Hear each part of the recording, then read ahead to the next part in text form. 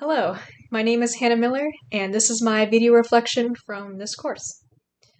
What takeaways did you find most helpful of all the lessons on effective speech preparation?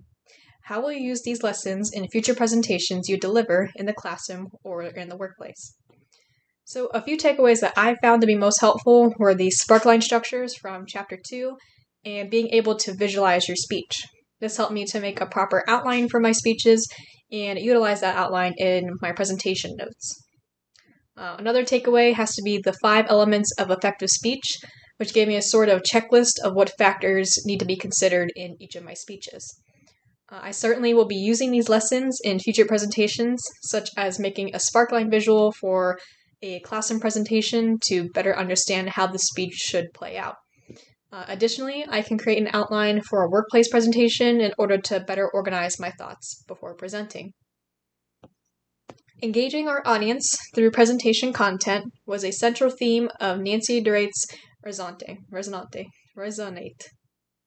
Explain one strategy you used in this course to ensure your presentation content was engaging. Why was that strategy so effective, do you think, in engaging your viewers? One strategy I used in this course to ensure that my presentation's content was engaging would be in the persuasive presentation assignment, where I used personal stories to build rapport and credibility with the audience. I find that this strategy was so effective because being able to relate to the audience as well as provide an explanation as to why the topic was so important to me had helped me to capture the audience's attention throughout my presentation. What was the most valuable thing you learned about effective presentation setup and execution in the online environment from Dr. Allison Quessel's instruction video in Module 1? How did you apply these lessons throughout the course? So the most valuable thing I learned about effective presentation setup and execution in Module 1 from Dr. Quessel's video would have to be proper camera setup and being aware as well as eliminating external noises. I applied these lessons in my informative and persuasive presentations throughout the course by keeping a consistent background and setup in each of my presentations, since it seemed to work best. Also, in the podcast, I ensured that background and external noise was kept to a minimum to reduce distractions, since the project was solely a voice recording. Natural and authentic presentation delivery is important in face-to-face and online presentations. How did you work to achieve these delivery goals throughout the course? So, despite the course being online, I worked to achieve a natural and authentic delivery in my presentations by ensuring that my speech was clear and simple enough that it was easy to understand. For instance, I made sure to keep the audience engaged by using varying tone and having inflection in my voice.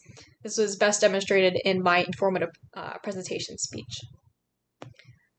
We learned that death by PowerPoint just won't cut it for modern-day audiences.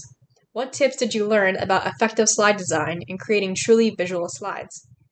So PowerPoint presentations were definitely something I struggled with, since I often would have too much content in my slides and that would take away from my purpose of my speech. In this course, I have learned how to say more by providing a less chaotic design in my slides.